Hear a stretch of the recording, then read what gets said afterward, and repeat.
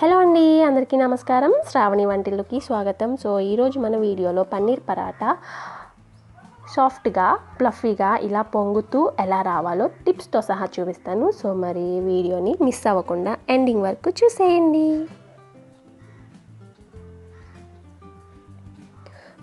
ముందుగా మనం స్టఫింగ్ని ప్రిపేర్ చేసుకుందాం. స్టఫింగ్ కోసం ఇట్లా బంగాళదుంపలు ఉడికించుకొని ఇలా స్మాష్ చేసుకొని పెట్టుకోండి. నేనైతే ఇక్కడ 2 బంగాళదుంపలు తీసుకున్నాను. అలాగే తురిమిన పన్నీరు 1 కప్పు,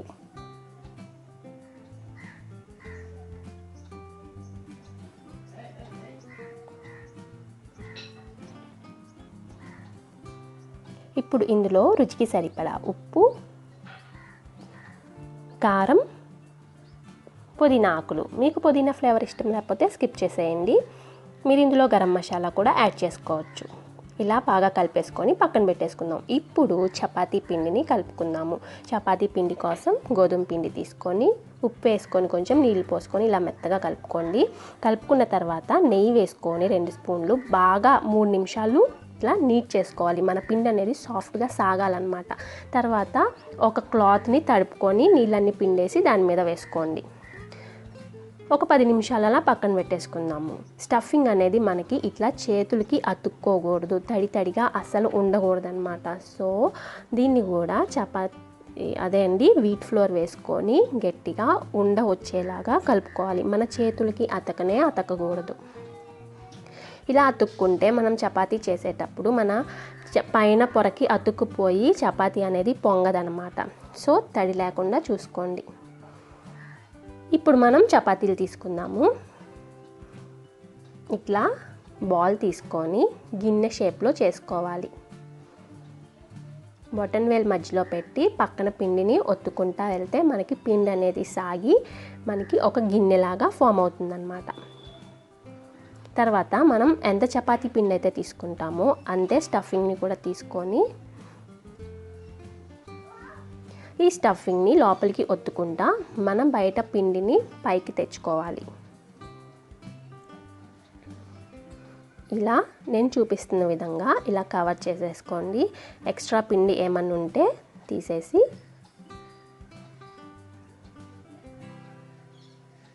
ఇలా బాల్ లాగా తయారు చేసుకోండి. ఇప్పుడు మన చపాతీ పీట మీద డస్టింగ్ వేసుకొని దీనికి కూడా పొడి పిండి అద్దుకుంటా చపాతీలాగా చేసుకోండి. కానీ ఇక్కడ గుర్తుపెట్టుకోవాల్సింది ఏంటంటే మరి గట్టిగా ప్రెస్ చేయకూడదండి. స్మూత్ పైకి కిందకి ఇట్లా జరుపుకుంటా 2 వైపులా తిప్పుకుంటా ఒత్తుకోవాలి. మరి మన చపాతీని మందం చేసుకోవద్దు, అలానే పలచగా కూడా చేసుకోవద్దు. సో నేను చూపించిన విధంగా చేసుకొని పక్కన పెట్టుకోండి. ఇప్పుడు నేను ఇంకొక స్టైల్లో పరాటా చేసి చూపిస్తాను. చూడండి, ఇట్లా మనం పొడిపిండి అద్దుకుంటా చపాతీలాగా చేసుకున్న తర్వాత మన స్టఫింగ్ని పెట్టుకొని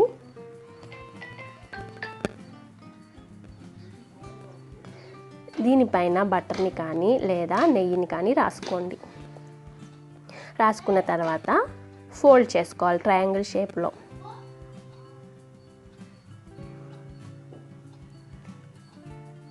ఇలా ఫోల్డ్ చేసుకొని మనకి స్టఫింగ్ లేని పార్ట్ ఏదైతే ఉంటుందో దాన్ని కట్ చేసేసి పక్కన పెట్టేసుకోండి. ఇప్పుడు దీనికి కూడా పొడిపిండి చల్లుకుంటా ఒత్తుకోండి. మన లోపల స్టఫింగ్ అనేది బయటికి రాకుండా ఒత్తుకోండి. ఓకేనా?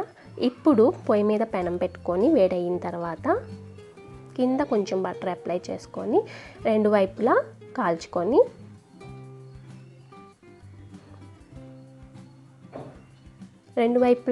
కాలిన తర్వాత కూడా కొంచెం బటర్ అప్లై చేసుకొని తీసుకోండి.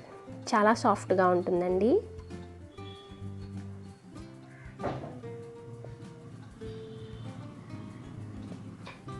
ఇప్పుడు మనం రౌండ్ చేసుకున్నాం కదా పరాటా, ఇది కూడా చూద్దాము.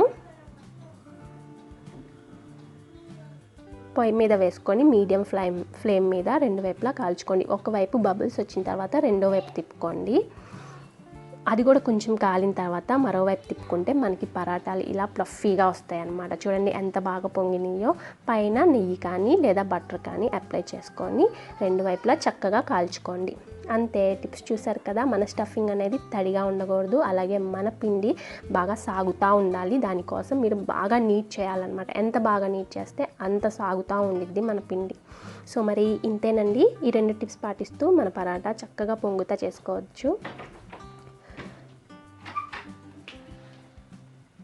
సో మరి చూడండి, లోపల కూడా చక్కగా మన పన్నీర్ స్టఫింగ్ అనేది బాగా కనిపిస్తుంది కదా, చాలా సాఫ్ట్గా ఉంటాయి. సో మీరు కూడా తప్పకుండా ట్రై చేసి మీకు ఎలా వచ్చిందనేది నాకు కామెంట్ చేయండి, ఓకేనా. ఈ వీడియో కనుక మీకు నచ్చినట్టయితే లైక్, షేర్, కామెంట్ చేయండి. అలాగే మరిన్ని ఈజీ రెసిపీస్ కోసం శ్రావణి వంటిల్ని సబ్స్క్రైబ్ చేసుకోండి. Okay friends, bye.